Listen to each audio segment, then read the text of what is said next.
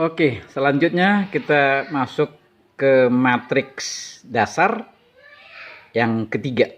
Nah, waktu pembagian matriks yang lalu kan sudah saya sebutkan di situ bahwa matriks dasar itu terdiri matriks A, matriks B, sama matriks S. Nah, gitu. Jadi matriks A dan matriks B kan sudah kita bahas. Kita sekarang masuk ke matriks yang ketiga, matriks S atau matriks kekakuan. Gitu ya. Matriks kekakuan simbolnya S, matriks S. Oke. Nah, jadi dari pembahasan video 3 yang lalu, kita sudah ketemu di situ rumus delta L sama dengan FL per EA. Gitu ya. Dari video 3. Nah, jadi delta L adalah FL per EA. Terus delta L itu kita ganti sekarang menjadi E kecil ya. Delta L kita ganti menjadi E kecil. Rumusnya tetap FL per EA. Gitu ya. Nah, ini delta L berubah menjadi E. Sementara rumus tetap FL per EA. Oke ya. Terus sudah saya terangkan juga di video 3 itu. Ada nilai kekakuan S gitu ya. S asal kata dari stiffness ya, kekakuan itu rumusnya adalah IA per L. Udah ya, udah kita bahas yang lalu itu di video 3. S sama dengan IA per L. Oke. Nah, kalau kita hubungkan ke rumus E sama dengan FL per EA, sementara S adalah IA per L, maka kita punya rumus E yang baru. Ini ya, punya rumus E yang baru adalah F per S gitu ya. E tadi mulanya adalah FL per EA. Terus kita punya rumus S adalah EA per L. Maka sekarang kita punya rumus E yang baru adalah F per S. Ini ya, F per S. Sudah? F per S, rumus dari E, itu kemudian kita rubah menjadi F duluan ya. F yang kita ambil, yaitu F sama dengan S kali E. Dari rumus ini ya.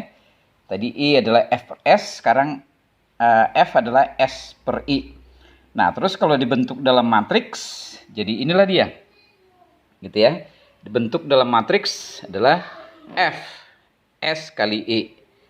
Nah, F sudah kita bahas dengan pasangannya E. Itu kalau dalam bentuk matriks adalah merupakan matriks kolom. Ingat kurungnya kurung kurawal. Terus dimensinya adalah NF kali 1. F dengan I. Pasangan abadi yang pertama ya. Oke. Nah, jadi F dengan E, pasangan abadi yang pertama, dimensinya sama. NF kali 1. Berupa matriks, dia adalah matriks kolom. Oke. Nah, sekarang S-nya. Supaya S bisa dikalikan dengan E, maka kolom dari S harus NF ini ya. Kolom dari S harus NF. Oke. Nah, jadi NF di sini, sementara baris di kolom E adalah NF. Ini kan bisa dikali ya, persyaratan perkali matriks kan seperti itu ya. Dimensi kolom dari matriks S harus NF supaya bisa dikalikan dengan I. Kan gitu. Ya. Nah, jadi akhirnya kita lihat kalau matriks hasil adalah NF kali 1, berarti S dimensi barisnya adalah NF ya kita. Oke. Jadi supaya hasilnya itu F dimensi F baris adalah NF, maka S barisnya harus NF. Oke, jadi jelaslah sudah matriks S itu dalam matriks adalah NF kali NF. Gitu ya. Apa artinya? Berarti matriks S ini adalah matriks bujur sangkar, gitu ya. Matriks bujur sangkar. Kenapa? Karena baris dan kolomnya sama. Gitu ya. S, matriks kekakuan S itu dimensinya adalah matriks bujur sangkar. NF kali NF. Sudah? Nah, sudah kita bahas itu. Sekarang kita lihat tahapan membuat contoh soal. Ya, jadi kita punya rumus gini. F adalah S kali I. Jadi di definisi gitu lah ya, bahwa S itu menunjukkan pengaruh dari E ke F gitu ya. Pengaruh ruas kanan yaitu E terhadap ruas kiri F gitu. Oke. Ya, jadi sekali lagi matriks S itu menunjukkan pengaruh perpanjangan E terhadap gaya yang tidak diketahui F. Oke, boleh gaya yang tidak diketahui atau boleh langsung gaya batang CF ya. Nah, E tadi perpanjangan. Oke, nah jadi dimensi dari ketiganya sudah kita ketahui, jangan lupa karena itu berlaku seterusnya. Tidak berubah-ubah ya. F dimensinya NF kali 1, S dimensinya NF kali NF, dan E dimensinya NF kali 1. Oke ya, sudah kita bahas. Nah, kita lihat contoh soal sekarang penentuan matriks S. Oke ya, kita lihat contoh soal penentuan matriks S. Sudah, kita ambil contoh yang lalu. Kita ambil contoh yang lalu seperti yang kita bahas di matriks B dan A gitu ya, yang lalu itu ya. Matriks B dan A, kita pakai juga contohnya, inilah dia. Gitu ya. Jadi si soal tetap yang lalu tidak ada berubah. Ya, jumlah batang 8. Terus jumlah titik 5. Terus ya udah kita tentukan NF 8, NP 6. Gitu ya. Nah, yang kita mau bahas maksudnya tambahan soal ini nih. Ya. Ada sekarang tambahan data E ya. Apa itu? Modulus elastisitas. Nah, untuk gampangnya kita bikin dulu E semua batang sama. Ya. E batang 1 atau E1, E2, E3 sampai E8 sama. Yaitu 2 kali 10 pangkat 5 Newton per cm persegi. Lantas luas penampang A. Perlu juga ya luas penampang. Nah, untuk gampangnya kita bikin semua batang A-nya sama. Ya, batang 1 sampai batang 8 A-nya sama yaitu 20 cm persegi. Nah, ini untuk gampangnya ya. Kalau contoh soal kan gampang ya, tapi kalau soal nanti baru agak sulit. Nah, jadi artinya untuk gampangnya E dan A semua batang sama. Itulah kesimpulannya ya. Artinya dari bahan yang sama dan juga dengan penampang yang sama. Oke ya. Nah, jadi pertanyaannya, tentukanlah matriks kekakuan S dari rangka batang. Gitu ya. Tentukanlah kekakuan S dari rangka batang tersebut. Gitu ya. Oke, nah tahapan pertama penyelesaiannya perhatikan. Kita hitung dulu harga silo ini. Kita hitung dulu harga harga S dari semua batang. Enggak, ini mah. Ya, penyelesaian yang pertama kita lihat harga S dari semua batang. Yaitu mulai dengan S1. Oke, S1. Tadi kan rumusnya S adalah IA per L. Gitu ya. Dari rumus ini, maka kita hitung S setiap batang. Atau kekakuan setiap batang. Kita mulai dengan menghitung S1. Ya, jadi S1 rumusnya I1 A1 per L1. Dari rumus tadi ya. Oke, nah kita masukkan harga. Tadi keterangan di awal bahwa batang semuanya harga E dan A-nya sama. Gitu ya. Jadi masukkan kemarin.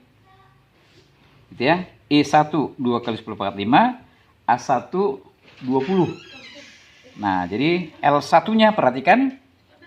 L1 ini kan panjang batang 1 kan 5 meter ya. Datanya sudah kita ketahui di awal pembahasan contoh soal ini. Jadi batang 1 batangnya panjangnya 5 meter. Artinya 500 cm. Gitu ya. Nah, jadi S1 panjangnya adalah 5 meter atau 500 cm. Gitu. Nah, jadi selesaikanlah itu. 2 kali 10 pangkat 5 kali 20 bagi 500. Itu 800 Newton per cm. Gitu ya. Harga S1. Harga S1 didapat 8.000 Newton per cm. Lantas S2. S2 ya rumus tetap E2 A2 per L2. Gitu ya. Rumus dari S. E2 A2 per L2. Ya, masukkan harga E dan A-nya seperti yang tadi ya, karena sama semua batang. Jadi 2 kali 10 pangkat 5 kali 20. Nah, L2. Kita lihat panjang batang 2 itu adalah 4 meter. Ya kan? 4 meter. Artinya 400 cm. Ini ya, 4 meter itu 400 cm. Oke, masukkanlah ke rumus. Maka S2 diselesaikan sebesar 10.000 Newton per cm. Gitu ya. Dicari S2 dapat 10.000 sesuai dengan rumus, jangan salah hitung. Nah, S1 S2 sudah dapat. Demikian batang yang lain. Jadi sekali lagi kekakuan semua batang dihitung. Batangnya kan ada 8, berarti ada ngitung sampai S8. S1 S2 sudah, S3 dihitung, S4 dihitung sampai S8 gitu ya. Singkat cerita, jadi dihitunglah S ya, tambahannya S3 sampai S8 gitu. Nah, dihitung S3 sampai S8. Nah, terus setelah dihitung S1 sampai S8, dibuatlah tabel. Kenapa tabel? Ya, karena pembahasan di awal di pembagian matriks bahwa S termasuk matriks dasar. Artinya apa? Tampilannya berupa tabel. Nah, gitu ya. Jadi, matriks itu berupa tabel. Matriks S ada 3 ya. A, B, dan S. Nah, masuklah ke rumus seperti yang kita lihat di tabel. Bahwa ini diperhatikan ini ya, bahwa kepala matriks, saya istilahkan ini kepala matriks dari S itu adalah E untuk kolom ya, E untuk kolom, sementara F untuk baris gitu ya. E adalah E1 E2 sampai E8 gitu ya, sementara F1 F2 sampai F8 gitu ya. Ingat S matriks bujur sangkar tadi NF kali NF, jadi 8 kali 8 gitu ya. Matriks S dimensinya adalah matriks bujur sangkar. Oke. Nah, jadi sudah diselesaikan. Inilah singkatnya. S1 tadi 8.000 yang sudah kita hitung ya. S1 8.000. Nah, perhatikan. Lihat ya. Isinya di sini. Jadi artinya apa? E1 mempengaruhi F1 sebesar S1. Gitu ya. E1 mempengaruhi F1 sebesar S1. Ini kan 8.000 ini S1 ya. Nah, gitu. Jadi bikin di situ. Sementara E1 itu pengaruhnya ke F2 0. Ini ya. Ya. E1 tidak ada pengaruhnya ke F2. Istilahnya E1 istrinya si F1. Ya janganlah punya suami yang kedua punya pengaruh ke E1 tadi. Nggak boleh. Selingkuh namanya itu kan. Nah gitu ya. Jadi E1 pengaruhnya hanya ke F1. Suaminya sendiri. Pasangannya sendiri. Gitu ya. Sebesar S1 8.000 tadi. Tapi E1 tidak punya pengaruh ke F2. Nah, pasangan orang lain ini kan. Ya, E1 pasangannya F1. Bukan F2. Artinya tidak ada pengaruh, 0. Dan seterusnya. E1 juga tidak ada pengaruh ke F3. Gitu ya. Tidak ada pengaruh ke F3, 0. Pasangan yang lainnya ini kan gitu ya. Demikian seterusnya. Jadi E1 kita lihat tidak ada pengaruhnya ke semua F. Ini ya. Tidak ada pengaruhnya ke semua F. Ini.